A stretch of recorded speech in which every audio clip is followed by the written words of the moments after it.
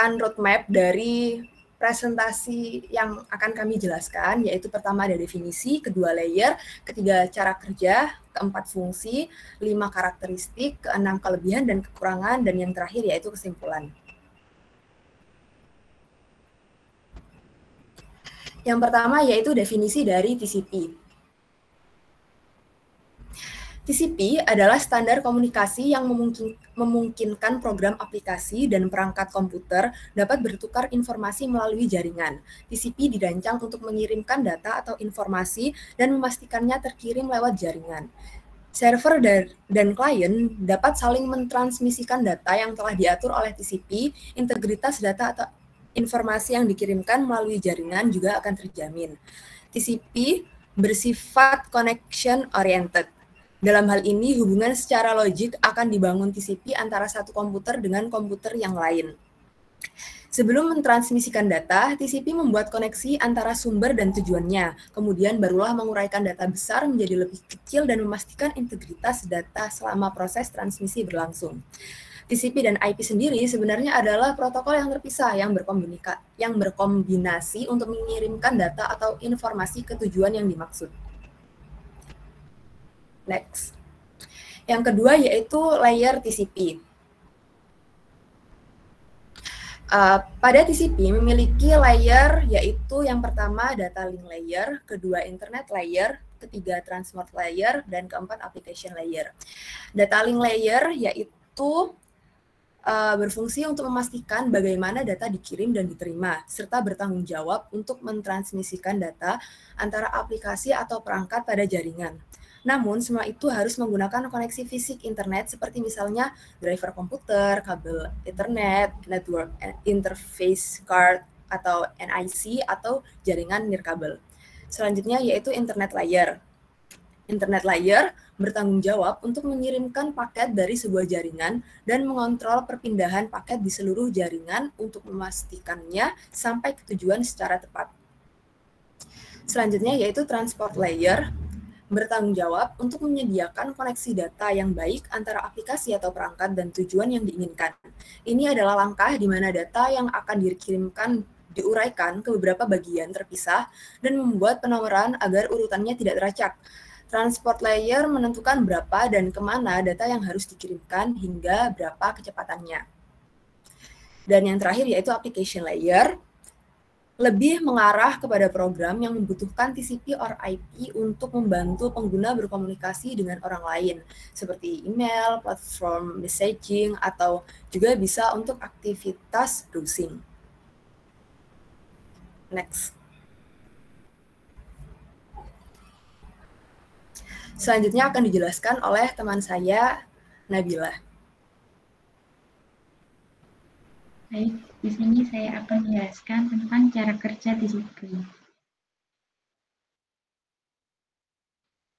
Untuk cara kerja TCP, yang pertama, data dipecah menjadi bagian-bagian kecil yang bertujuan agar dapat ditransmisikan, dapat berjalan dengan akurat tanpa harus mengirim ulang ketika mengalami kendala. Data yang telah dipecah akan otomatis kembali tergabung seperti semula ketika sudah sampai ke tujuan yang diinginkan. Data yang dikirimkan akan melewati rute yang berbeda-beda antara sumber dan perangkat tujuan. Sebelum sampai di perangkat tujuan, data akan melewati beberapa layar. Tahap ini akan menerjemahkan sinyal dan memastikan data akan terkirim ke tujuan.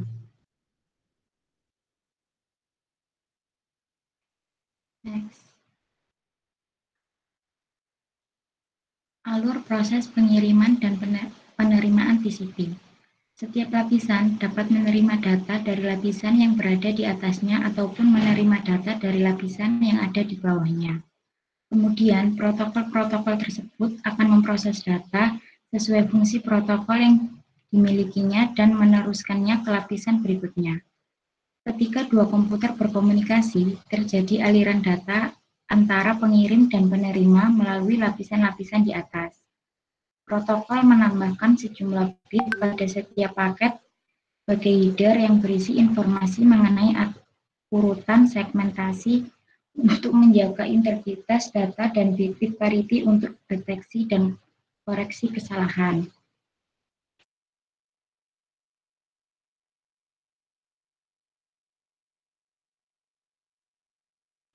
Selanjutnya untuk fungsi TCP.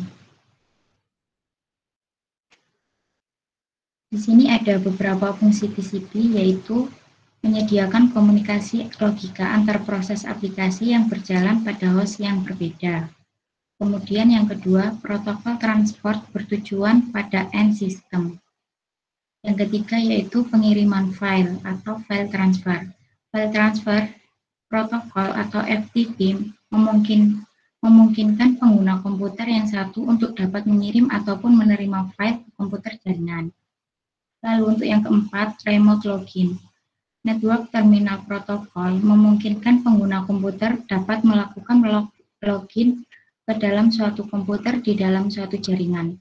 Jadi hal ini berarti bahwa pengguna menggunakan komputernya sebagai perpanjangan tangan dari komputer jaringan tersebut. Yang kelima yaitu komputer mail. Digunakan untuk menerapkan sistem elektronik mail. Yang keenam, Network File System atau FNS. Pelayanan akses file-file jarak jauh yang memungkinkan klien-klien untuk mengakses file-file pada komputer jaringan jarak jauh walaupun file tersebut disimpan secara lokal. Dan untuk yang ketujuh yaitu remote execution, memungkinkan pengguna komputer untuk menjalankan suatu program di dalam komputer yang berbeda. Biasanya berguna jika pengguna menggunakan komputer yang terbatas, sedangkan ia memerlukan sumber yang banyak dalam satu sistem komputer. Yang terakhir yaitu name service, nama database alamat yang digunakan pada internet. Next. Kemudian karakteristik TCP. Karakteristik dari TCP antara lain yaitu reliable, berarti data ditransfer ke tujuan dalam suatu urutan seperti ketika dikirim. Lalu berorientasi sambungan.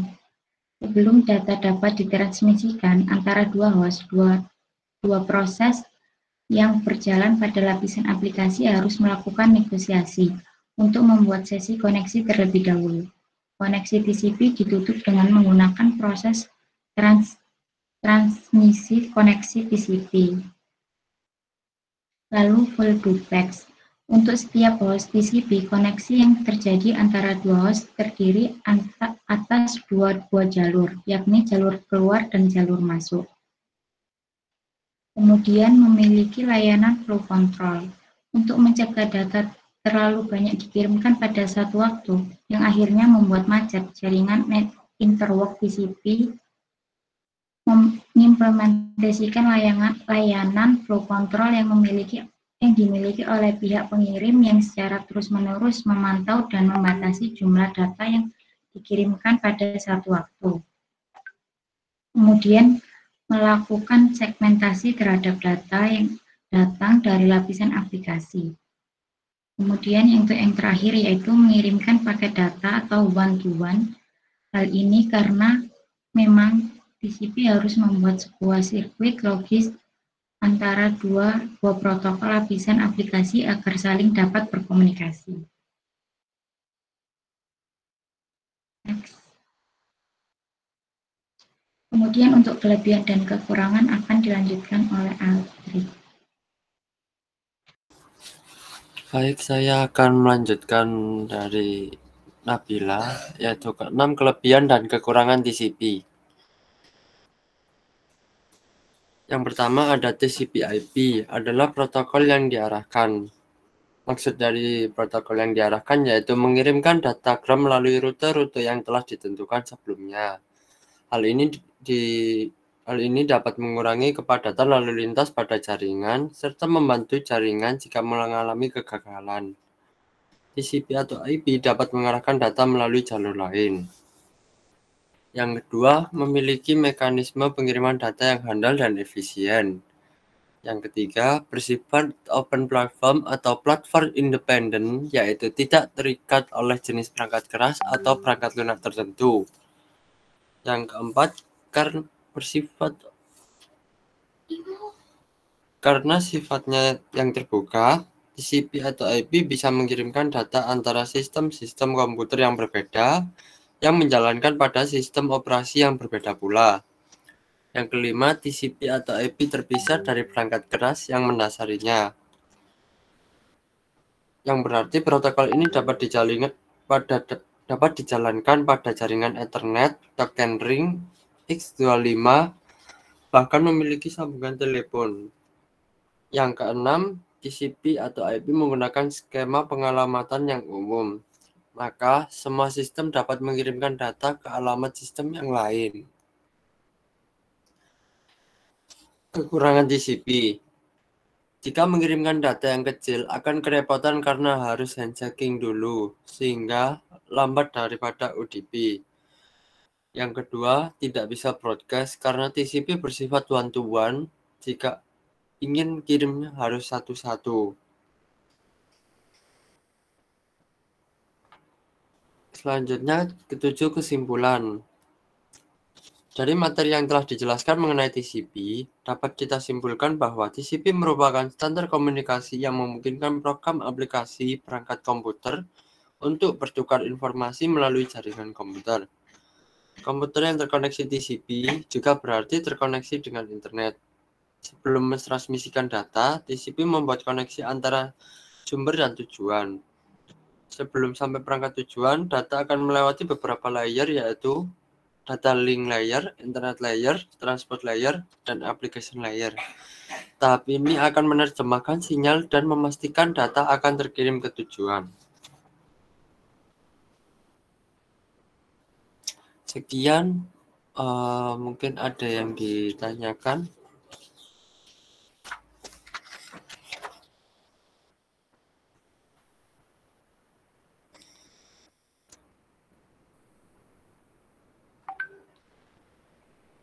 Oh iya, maaf, dilanjutkan untuk video ya.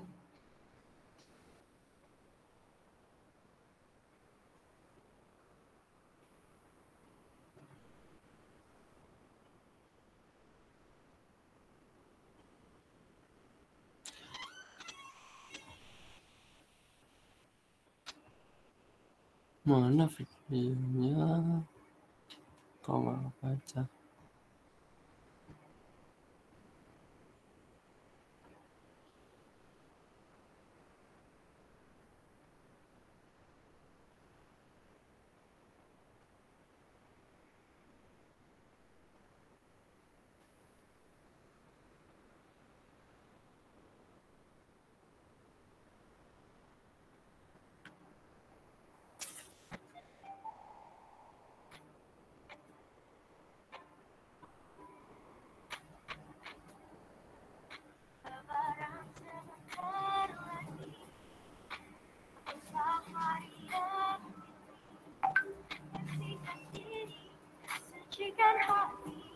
Mengisi hari dengan berbagi, menebar senyum, menabur amal, menyambut hari yang penuh berkah.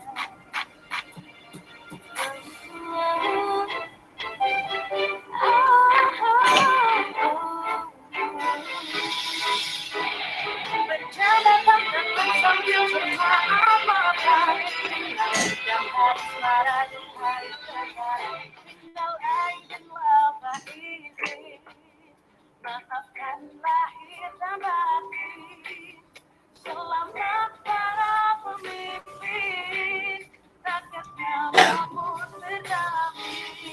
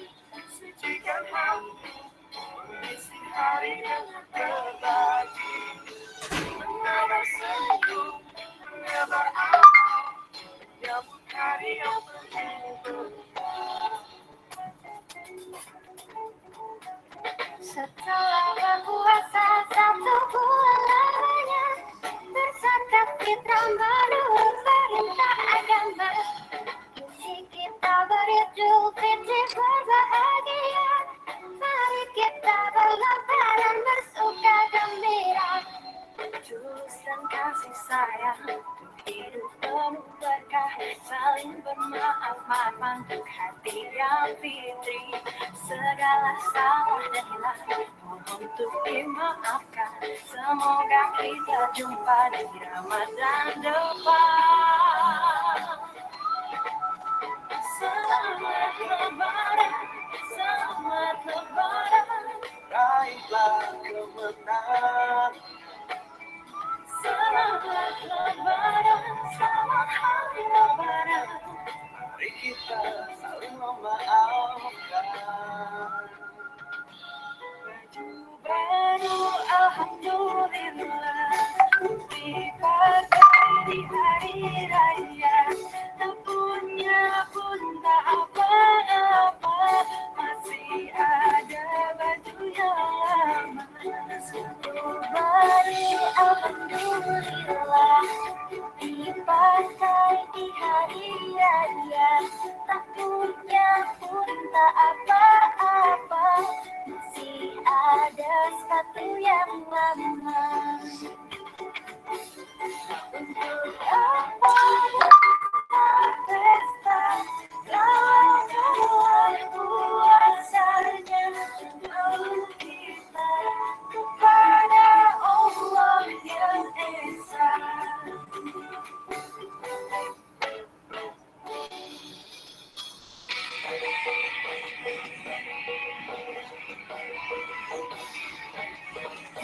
Aizin wa faizin, maafkan lahir dan batin. Selamat para pemimpin, rakyatnya makmur terjadi.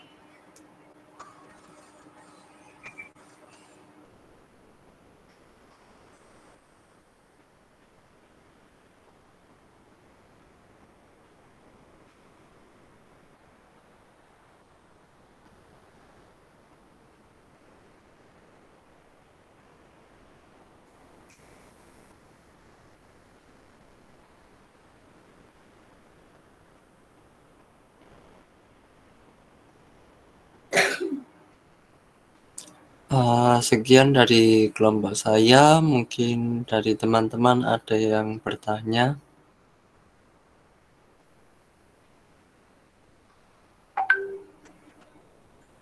Kemarin backsoundnya ini ya Ramadan ya, sekarang backsoundnya Lebaran. Iya, Bu. Jadi aplikasi TCP ini ya biasanya itu digunakan untuk aplikasi chatting. Jadi aplikasinya itu dari pengirim itu ada timbal baliknya. Jadi ketika dia mengirim maka akan ada tanda bahwa pesan itu sudah terkirim atau belum terkirim atau terbaca, itu pasti ada kan ya, ada notifnya. Nah, sedangkan kalau UDP itu biasanya digunakan untuk aplikasi ini video conference. Jadi kalau video conference ketika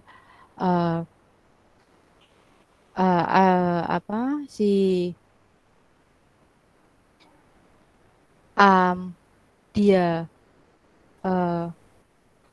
ini lagi video conference, ketika dia ketika penerimanya mendapatkan menerima video conference tersebut, maka dari sisi si A ini tidak ada notif bahwasanya apakah video itu terkirim atau tidak, itu tidak ada notif ya. Jadi contoh kayak video conference Gmeet gini ya.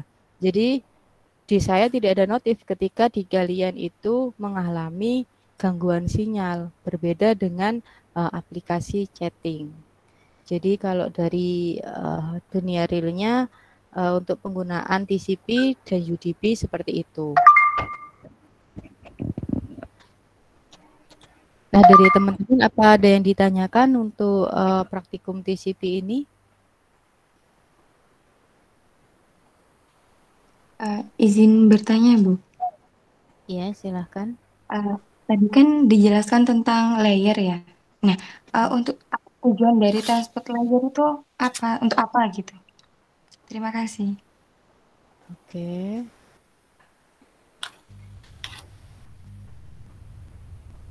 Bagaimana dari kelompok 8, apakah bisa menjawab? Saya izin menjawab ya Bu ya. Ya.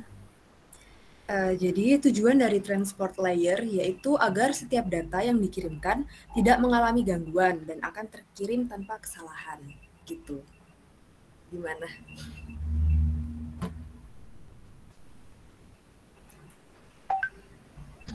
Jadi di transport layer ini ya, paket itu ibaratnya dia diberi nomor, diberi urutan ya. Jadi ketika dia dikirim, itu dia mengetahui apakah paket itu ada yang tertinggal nggak, ada yang lost nggak gitu. Jadi fungsi dari transport layer itu.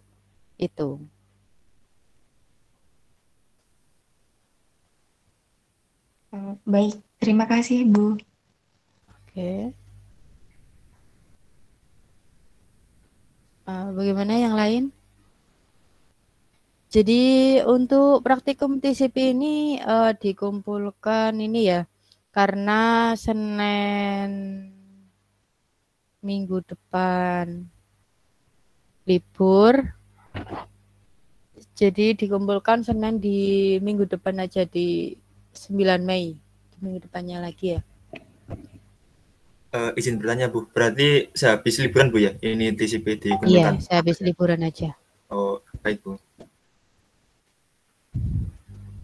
Ini udah pada di rumah masing-masing? Iya, saya di rumah Bu. Ini dosen-dosen bisa di lobby.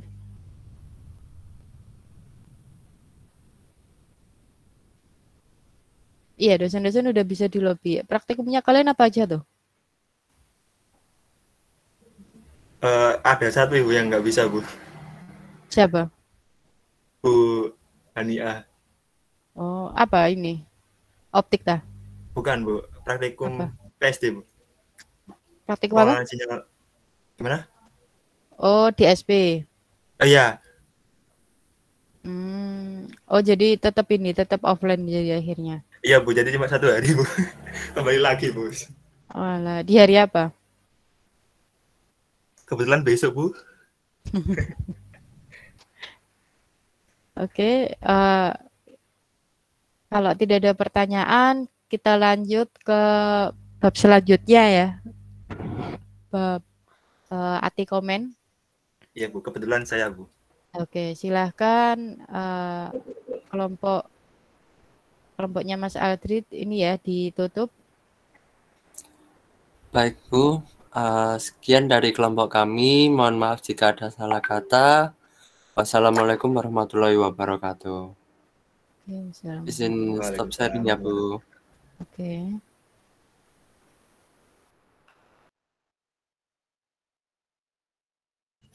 Permisi Bu, izin share screen.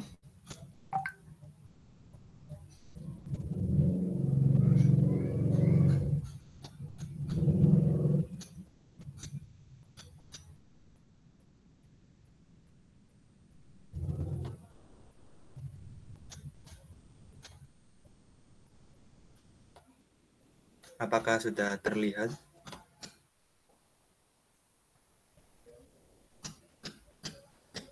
Oke, sudah.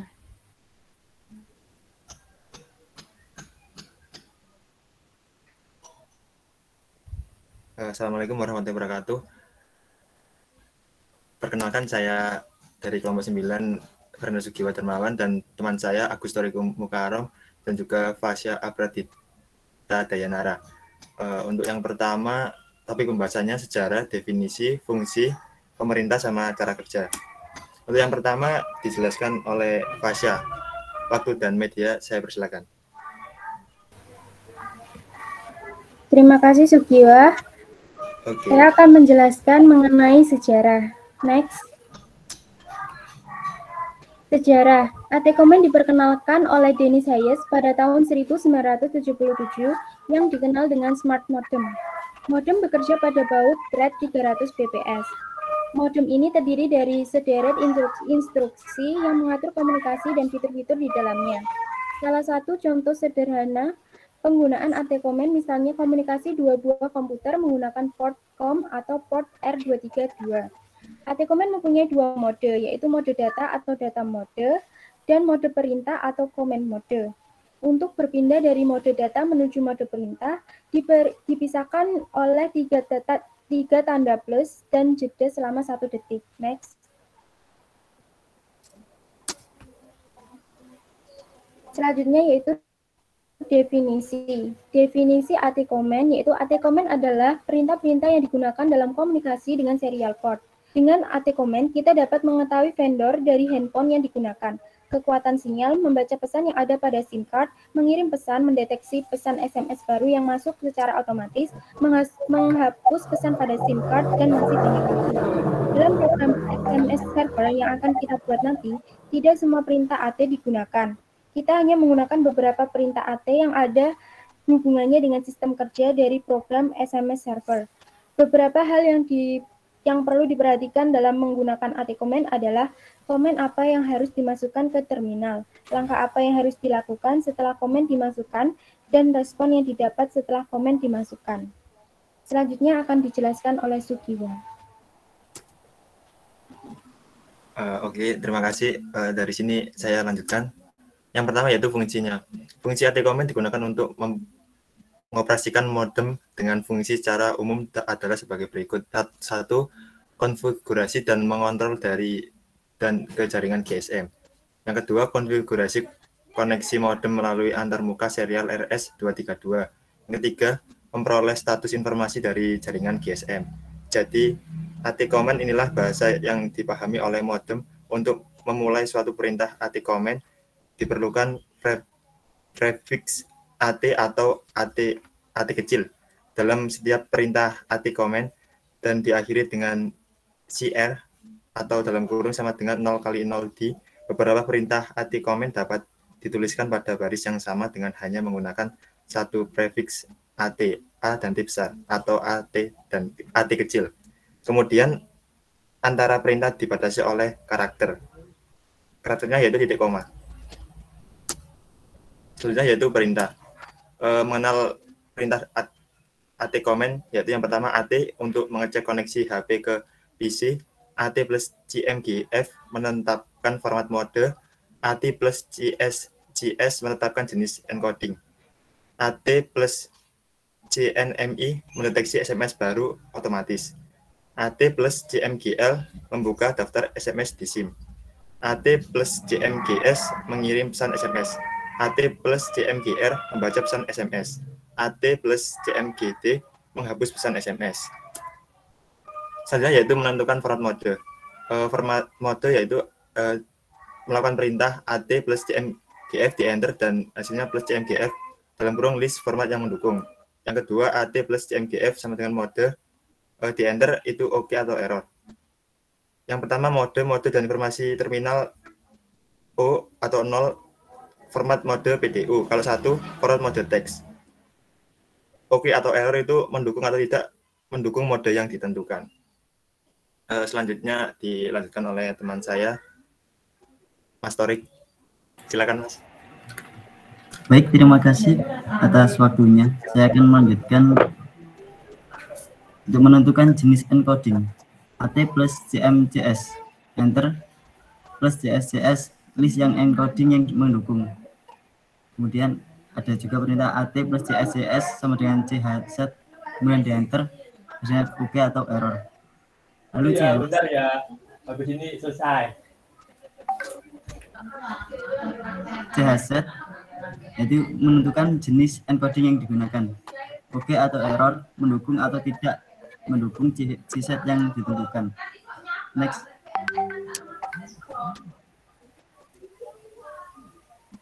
Bisa di next. Sebentar, kok nggak bisa di next ya? Sebentar. Saya stop sharing dulu ya.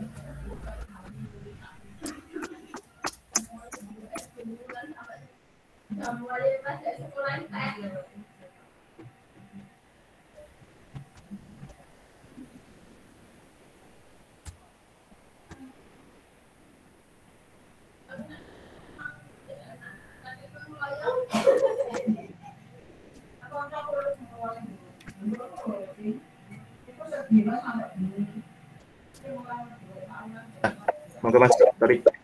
Nah, ini untuk perintah untuk membuka daftar SMS. AT plus CMGL sama dengan tanda tanya, enter, plus CMGL titik 2 dalam kurung start, oke. Kemudian AT plus CMGL sama dengan start, enter, hasilnya oke, atau plus CMGL P2 indeks, start, dalam kurung alpha, length, PDU. Nah, PDU di sini ialah data yang mengalir atau SMS center harus berbentuk PDU, yaitu protokol data unit. PDU berisi bilangan-bilangan heksadesimal yang mencerminkan bahasa input atau output. Next. Nah, ini untuk perintah membuka daftar SMS. Ada start. 0 sama dengan SMS yang belum dibaca pada inbox SIM card. 1 sama dengan SMS yang sudah dibaca pada inbox SIM card. 2 sama dengan SMS yang belum terkirim pada output SIM card. 3 sama dengan SMS yang sudah terkirim pada output SIM card. 4 sama dengan semua SMS pada SIM card.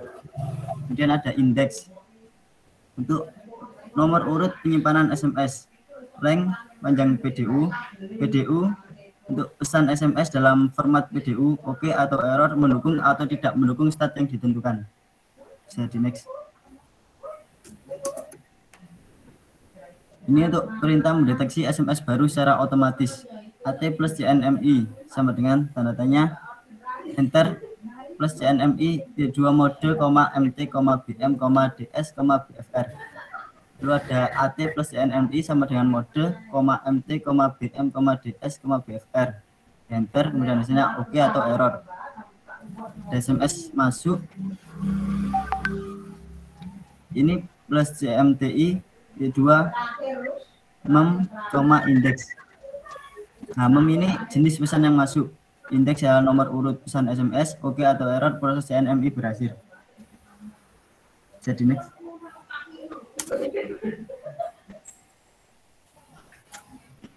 Ini untuk perintah untuk membaca pesan SMS. AT plus CMGR sama dengan tandanya, di enter, oke. AT plus CMGR sama dengan indeks, di enter, plus CMGR D2 indeks. PDU, oke. Ini indeks ya nomor urut penyimpanan SMS, oke atau error, pembacaan SMS berhasil atau gagal. Bisa di next.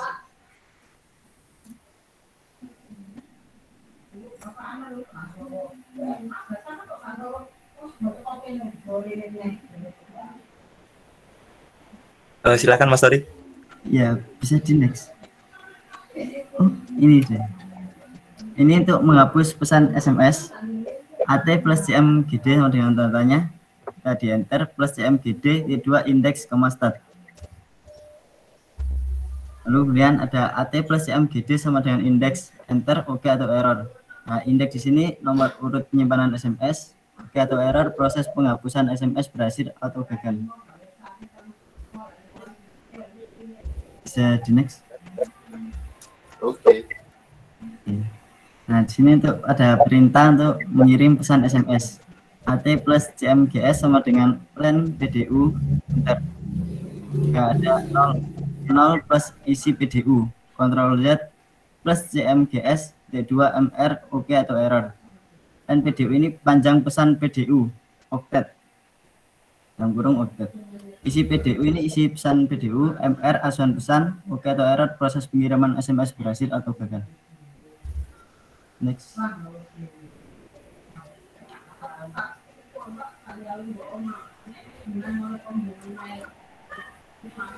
Ini ada cara kerja dari adcommand. Nah, dalam gambar ini ada store dan forward. Adcommand ini diperkenalkan oleh Dennis. Adcommand ini diperkenalkan oleh Dennis Hayes pada tahun 1977 yang dikenal dengan Smart Modem. Modem bekerja pada baud rate 300 bps. Modem ini terdiri dari sederet instruksi yang mengatur komunikasi dan fitur-fitur di dalamnya. Salah satu contoh sederhana penggunaan adcommand misalnya komunikasi dua buah komputer menggunakan port COM. Satunya port R232. Adcommand mempunyai dua mode, yaitu mode data dan mode perintah. untuk berpindah dari mode data menuju mode perintah dipisahkan oleh tanda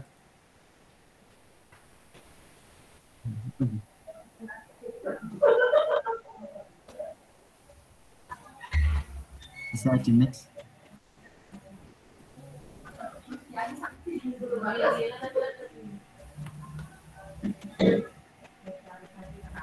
Ini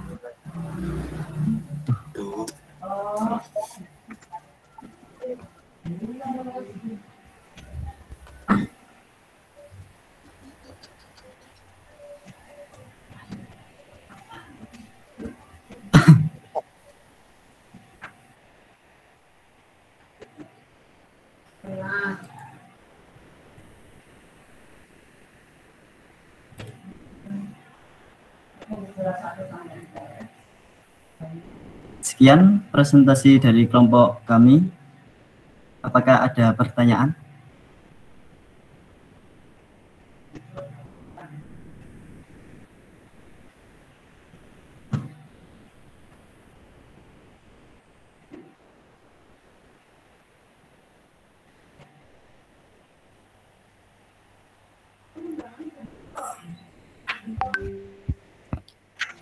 Gimana teman-teman yang lain, ada pertanyaan untuk AT Komen?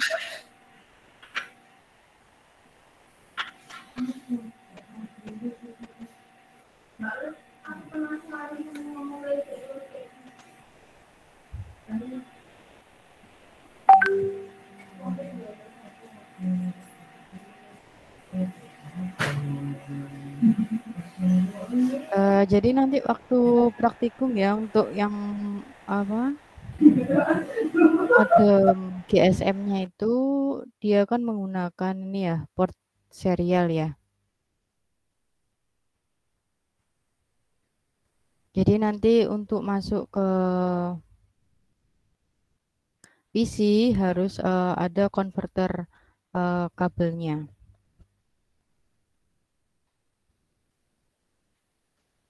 Nah, di mana di modem GSM-nya itu nanti ada slot SIM card-nya.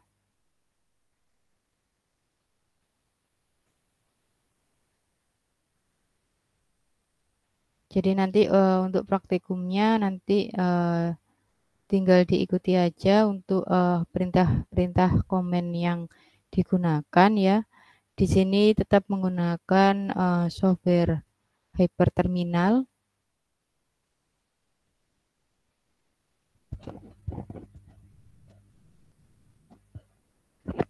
Jadi AT Komen sendiri itu adalah ini salah satu fitur Windows yang bisa menampung perintah-perintah yang digunakan dalam komunikasi dengan menggunakan serial port. Di mana AT Komen ini bisa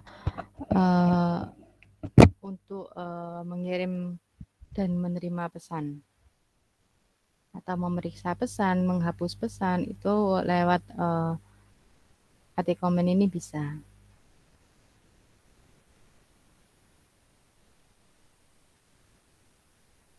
Oke, ada yang ditanyakan teman-teman?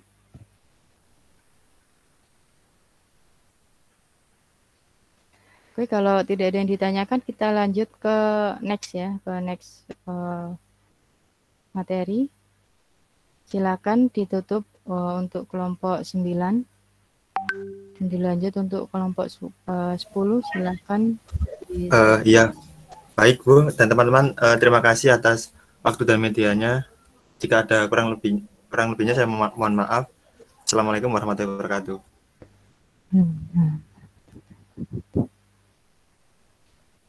Ya, izin share screen Bu ya. Oke, silahkan.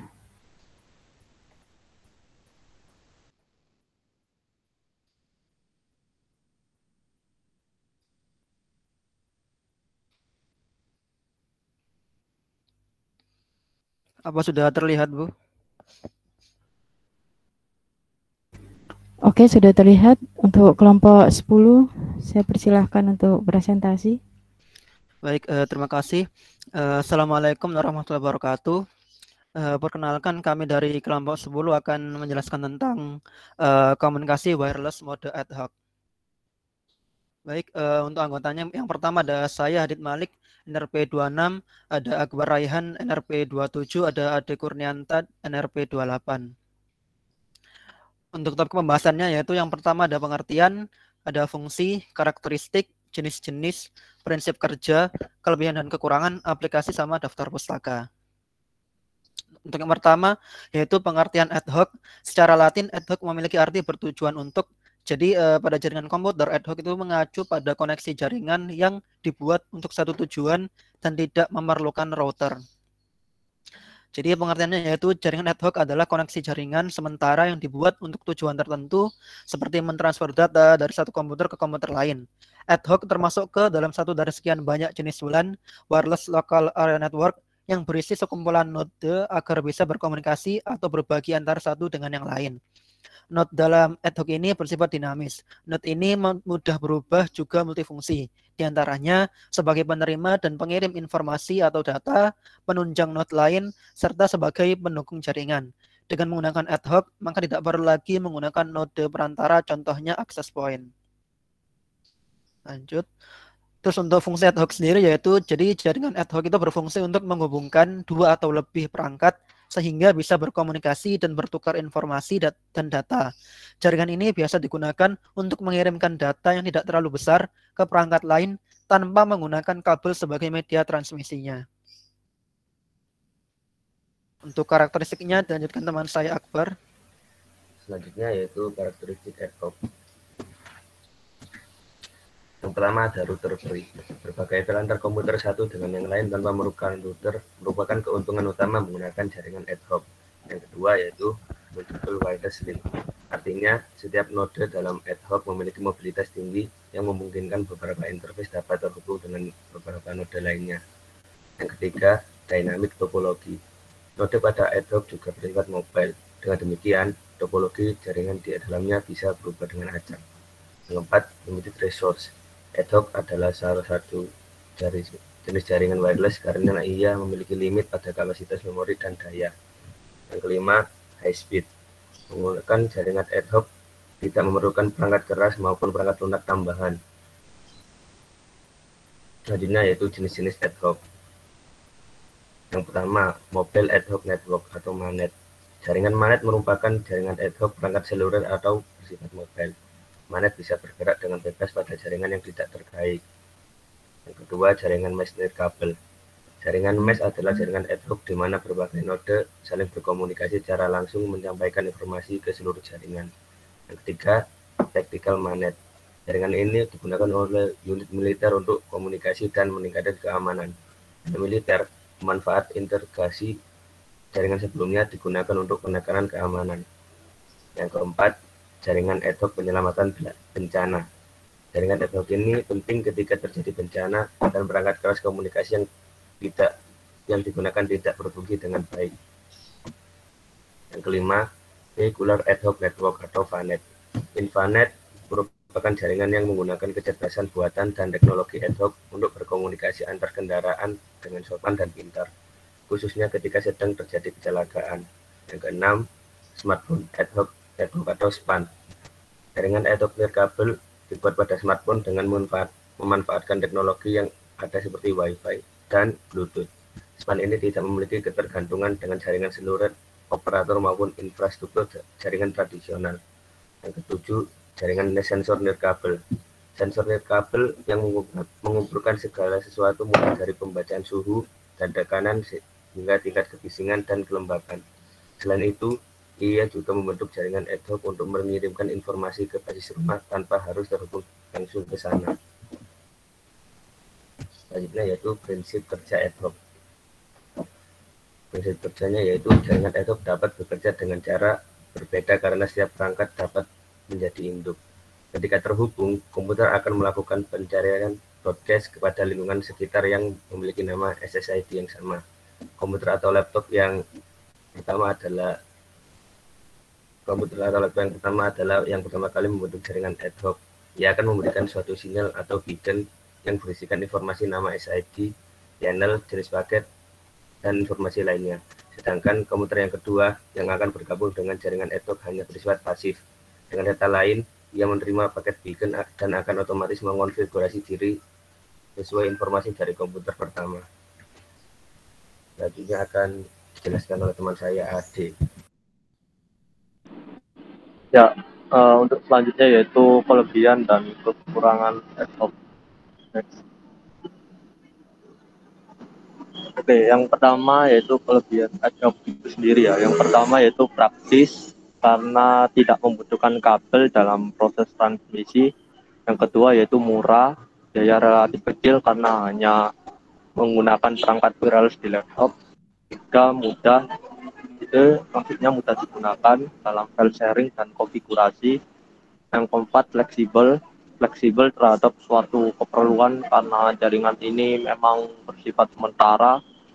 Terus yang kelima yaitu scalable, dapat direkonfigurasi dalam beragam topologi. Next. Yang selanjutnya yaitu kekurangan ad hoc. Yang pertama, paket loss. Ini akan terjadi apabila transmisi mengalami error. Yang kedua, disconnection terjadi karena tidak selalu berada dalam area cakupan. Yang ketiga, keamanan atau kerahasiaan data kurang terjamin. Yang keempat, propagasi, adanya masalah propagasi radio seperti terhalang, terpantul, dan banyak sumber interferensi. Yang kelima, kapasitas kemampuan jangkauan mobile node yang terbatas dan bervariasi. Next. Dan selanjutnya yaitu aplikasi ad hoc.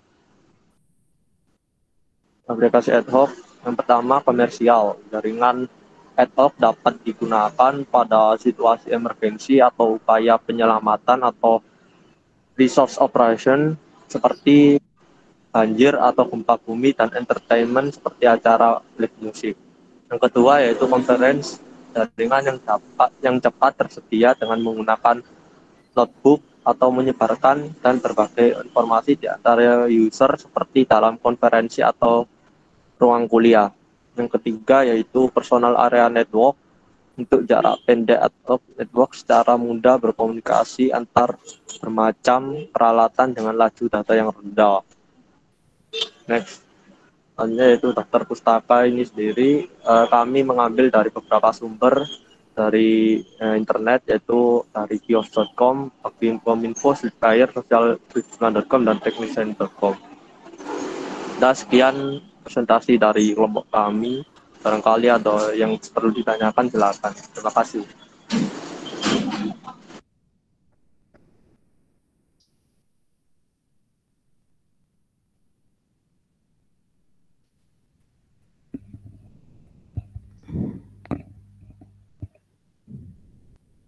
Oke, terima kasih.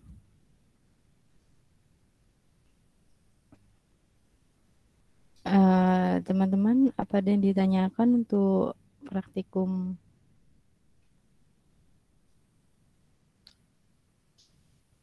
di materi ad hoc ini?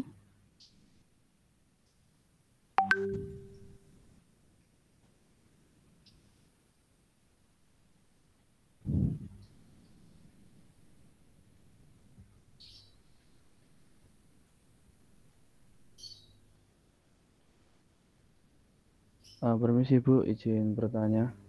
Oke, silahkan.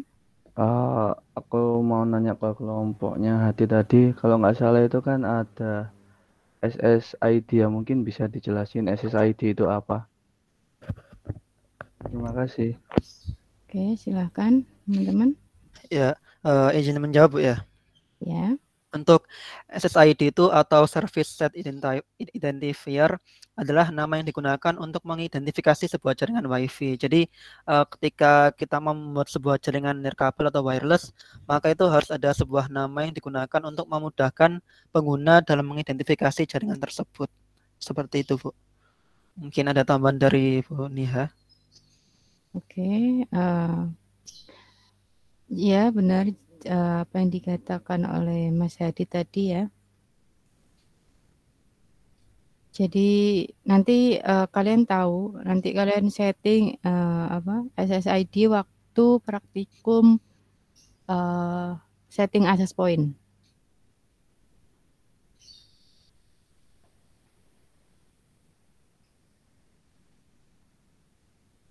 Jadi daftar jaringan internet di laptop, di HP itu pasti akan terlihat SSID-nya. Ya.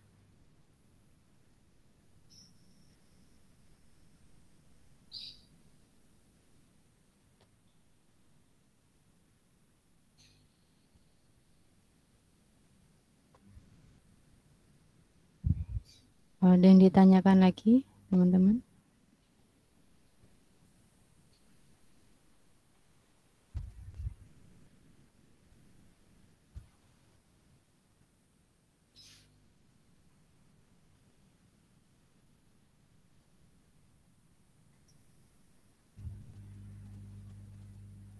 Nah, biasanya SSID itu ini loh, apa gampangnya itu nama WiFi-nya. Itu SSID-nya ya.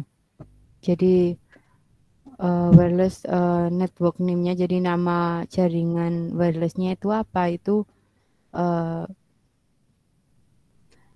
bisa disebut SSID.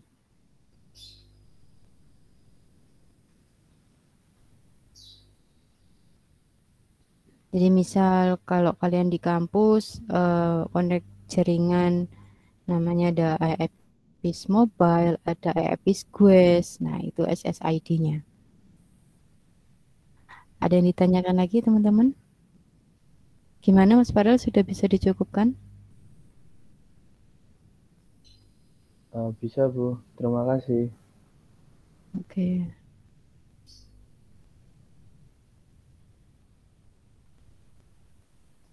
Ada yang ditanyakan lagi teman-teman?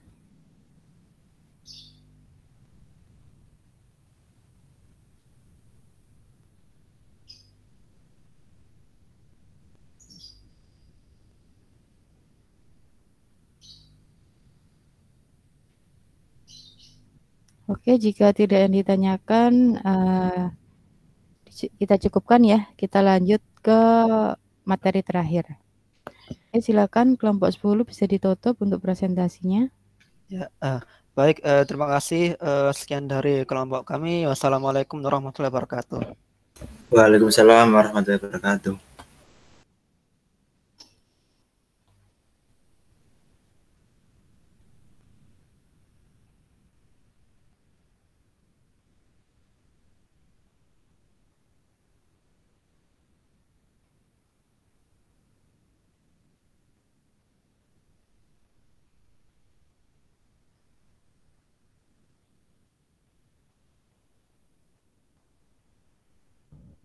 Misi Bu, saya perwakilan dari kelompok terakhir, izin share screen boleh?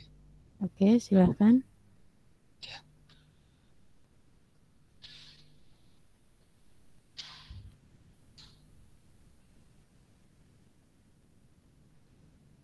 Ya, di sini saya buka dulu. Assalamualaikum warahmatullahi wabarakatuh.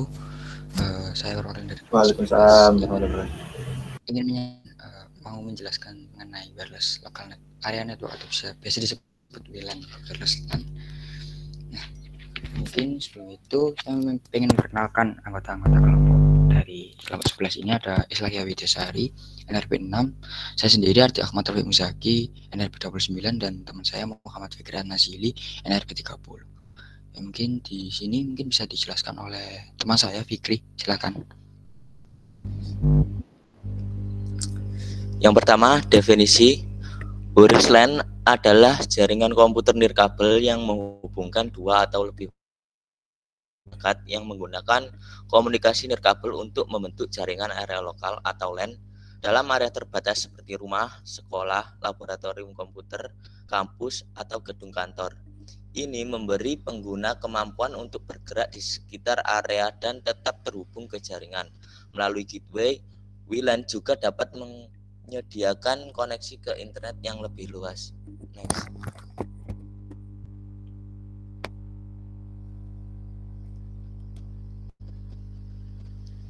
Selanjutnya sejarah. Norman Abramson, seorang profesor di Universitas Hawaii, mengembangkan jaringan komputer nirkabel pertama di dunia, AlohaNet.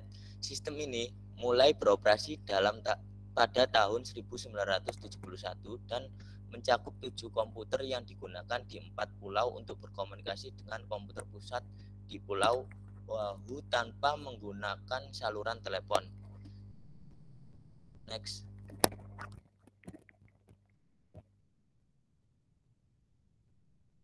Selanjutnya dijelaskan oleh teman saya.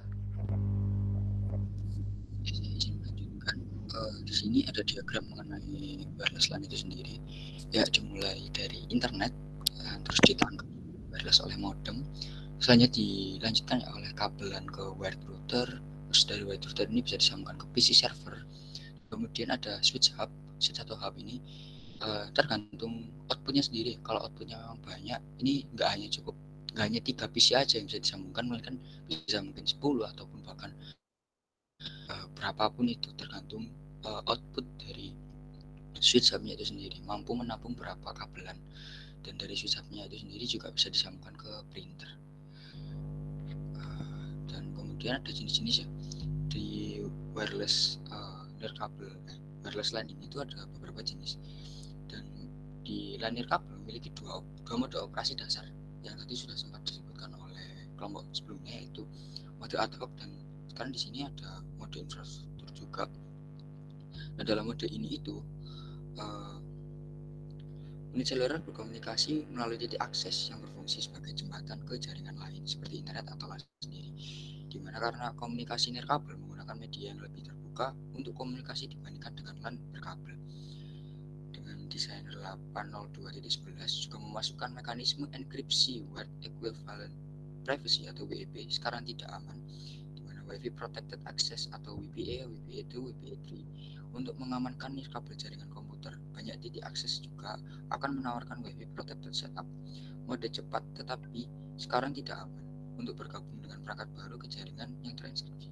Mungkin kalau bisa dibilang ya WPA atau WPA2, WPA3 itu sudah bisa dibilang kita udah tahu lah, contohnya itu WPA2 itu WPA key atau biasa kita sebut itu passwordnya WiFi. Gitu. Ini ada jenis-jenisnya.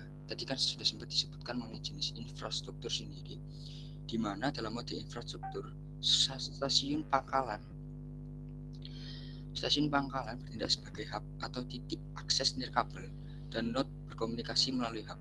Hub biasanya tidak selalu memiliki koneksi jaringan kabel atau serat, dan mungkin memiliki koneksi nirkabel permanen ke node lain, di mana titik akses nirkabel biasanya diperbaiki dan menyediakan layanan untuk node klien mereka dalam jangkauan. Klien nirkabel seperti laptop dan smartphone terhubung ke titik akses untuk bergabung dengan jaringan. Dan terkadang jaringan akan memiliki beberapa titik akses dengan SSID dan pengaturan keamanan yang sama. Dalam hal itu, menghubungkan ke titik akses apapun di jaringan itu akan bergabung dengan klien ke jaringan. Dalam hal ini, perangkat lunak klien akan mencoba untuk memilih titik akses dan mencoba memberikan layanan terbaik seperti titik akses dengan sinyal terkuat.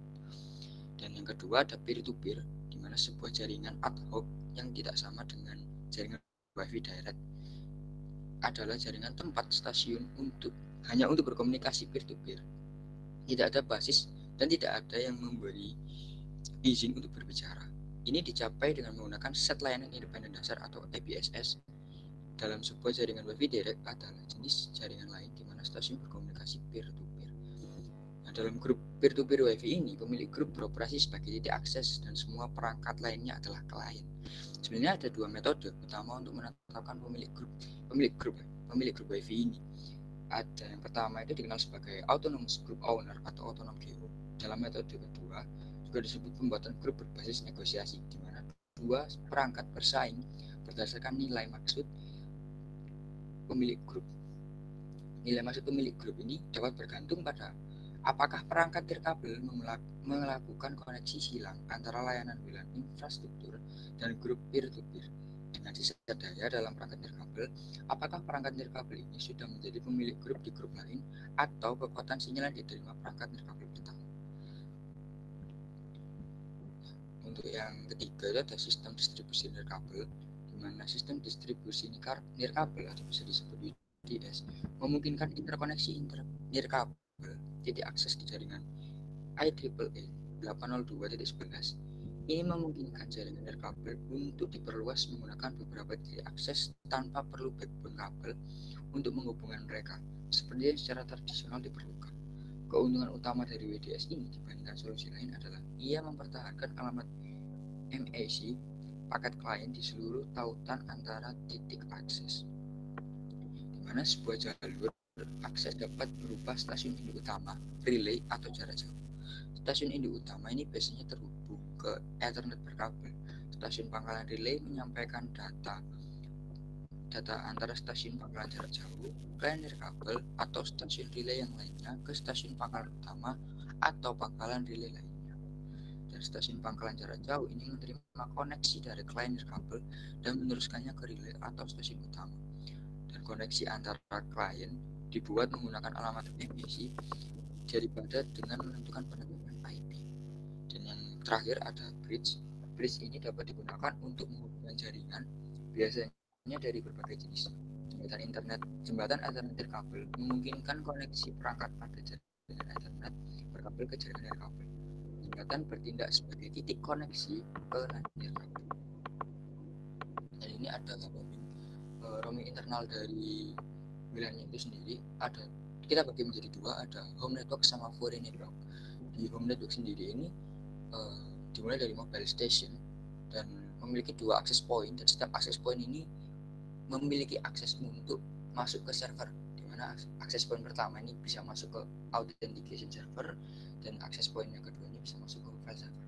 Dan dari mobile station home network kita sambung ke mobile station di foreign network ini, ada satu akses point di foreign network yang bisa mengakses dua server sekaligus, yaitu akses point yang bisa mengakses ke authentication server dan file server sekaligus. Beda dengan network LTE yang memerlukan satu akses point untuk mengakses salah satu server. Nah, mungkin ini bisa dijelaskan oleh teman saya, Widya. Silakan. Baik, kemudian ada kelebihan wireless LAN. Yang pertama adalah kelebihan wireless LAN adalah mobilitas tinggi. Kelebihan ini menjadi kebutuhan internet saat ini yang sudah dapat dipisahkan dari kehidupan sehari-hari, yang memungkinkan pemakainya untuk mengakses informasi dimanapun dia berada, tentunya dalam jangkauan wireless LAN, yang tak terpaku pada suatu tempat saja. Demikian juga halnya bagi orang-orang yang memiliki mobilitas tinggi. Mereka tidak hanya membutuhkan jaringan internet yang cepat, tetapi juga alat pendukung jaringan internet yang praktis dan mumpuni. Mobilitas yang tinggi tentunya bisa meningkatkan kualitas layanan dan kualitas produktivitas. Kemudian, ada kemudahan dan kecepatan instalasi. Nah, karena infrastrukturnya tidak memerlukan kabel, maka instalasi sangat mudah dan cepat dilaksanakan, tanpa perlu menarik atau memasang kabel pada dinding atau lantai. Di wireless LAN, kabel dibutuhkan hanya untuk menghubungkan IP atau access point ke jaringan hub, switch, router. Sedangkan koneksi dari komputer pengguna yang terhubung ke jaringan adalah melalui frekuensi radio atau wirelessly. Berbeda dengan menggunakan media yang lain, maka setiap stasiun atau komputer yang tersambung ke jaringan wireless LAN akan tetap memerlukan kabel satu persatu menuju ke hub atau switch. Kemudian kelebihan berikutnya adalah menurunkan biaya kepemilikan. Meskipun biaya investasi awal untuk perangkat keras wireless LAN lebih mahal daripada LAN, tapi biaya instalasi dan perawatan jaringan wireless LAN lebih murah, sehingga secara total dapat menurunkan besar biaya kepemilikan. Oleh karenanya, wireless LAN ini sangat cocok dan pas bagi yang ingin menghemat biaya yang akan dikeluarkan untuk membangun sebuah jaringan komunikasi data. Berikutnya ada kelebihannya adalah sangat fleksibel. Bisa dipastikan fleksibilitas media wireless LAN ini benar-benar terjamin karena pengguna bisa memasang dan menggunakan wireless di mana saja dan kapan saja. Semisal di taman, di ruang meeting dadakan, di dapur, dan di tempat-tempat mana saja yang dikehendaki. Karena media wireless LAN ini dapat mewujudkan dan menghubungkan pengguna dengan jaringan pada tempat-tempat yang tidak bisa diwujudkan oleh media kabel. Kemudian ada asikabilitas. Dengan menggunakan media wireless LAN, ekspansi jaringan dan konfigurasi ulang terhadap sebuah jaringan tidak akan rumit untuk dilakukan. Kita dapat menggunakan berbagai macam topologi jaringan komputer sesuai dengan kebutuhan, ketimbang menggunakan media kabel yang sedikit akan dibuat repot. Nah, disinilah nilai skabilitas menggunakan jaringan wireless LAN cukup dirasakan. Next. Kemudian ada beberapa kekurangan dari wireless LAN. Yang pertama adalah delay atau penundaan yang besar. Kemudian adanya masalah propagasi radio, misalnya seperti terhalang, terpantur, dan banyak sumber interferensi. Kemudian kapasitas jaringan menghadapi keterbatasan spektrum. Aktivitas suara tak dapat diperlebar, akan tetapi dapat dimanfaatkan secara efisien. Yang terakhir adalah keamanan dan kerahasiaan data kurang terjamin. Demikian presentasi dari kelompok 11. Mungkin ada yang bisa ditanyakan. Oh, maaf. Ada aplikasi wireless LAN local area network. LAN nirkabel memiliki banyak aplikasi implementasi modern dari wireless LAN berkisar dari jaringan kecil di rumah hingga yang besar. Seukuran kampus hingga jaringan seluler sepenuhnya di pesawat terbang dan kereta api. Pengguna dapat mengakses internet dari hotspot wireless LAN di restoran, hotel, dan sekarang dengan perangkat portable yang terhubung ke jaringan 3G atau 4G.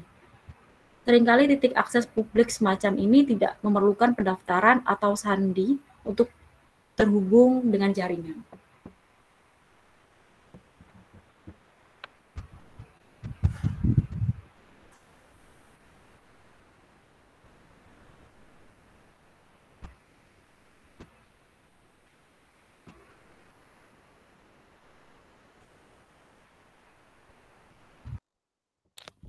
Ya, ini ada daftar pustaka di mana kami mengambil materi dari beberapa referensi seperti Wikipedia dan ada dari modul percobaan komunikasi data itu sendiri. Dan mungkin cukup di sini buat presentasi dari kelompok 11. Mungkin dari teman-teman ada pertanyaan yang pengen ditanyakan, silahkan.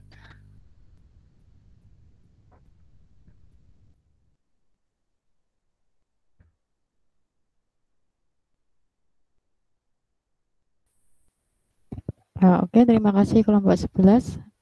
Teman-teman, ada yang ditanyakan untuk materi sekarang?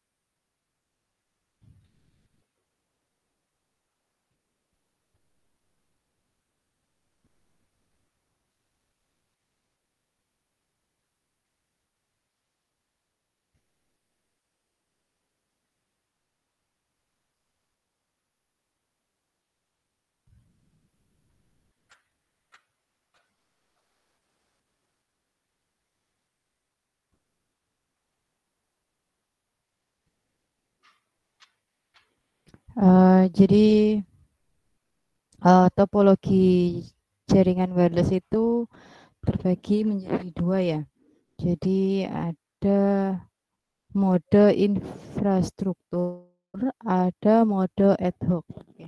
Mode ad hoc tadi sudah dijelaskan oleh teman-teman di kelompok 10. Nah, kalau mode infrastruktur ini dia memiliki akses point. Ya, jadi untuk mode infrastruktur ini jelas dia membutuhkan biaya yang lebih banyak daripada mode ad hoc ya.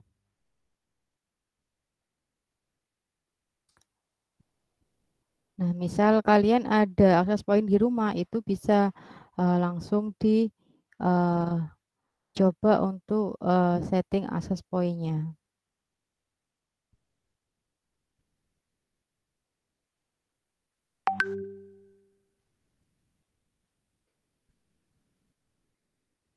Oke, gimana teman-teman? Ada yang ditanyakan untuk praktikum setting access point?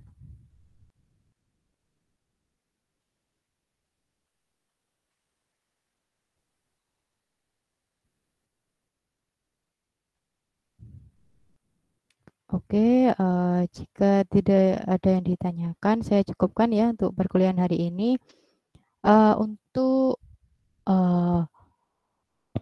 tanggal 9 Mei, waktu kita masuk praktikum AT Komen, nanti jangan lupa buat lapen ya, tulis tangan.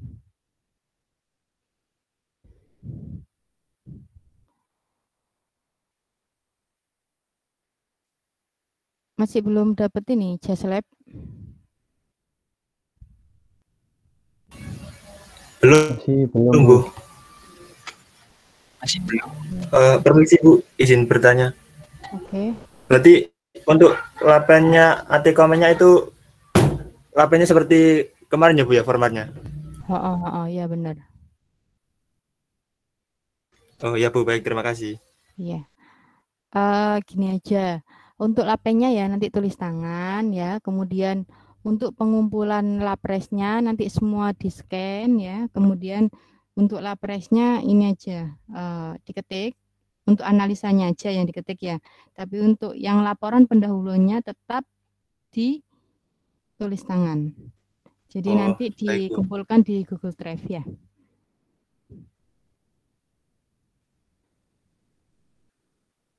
Oke, saya cukupkan untuk perkuliahan hari ini.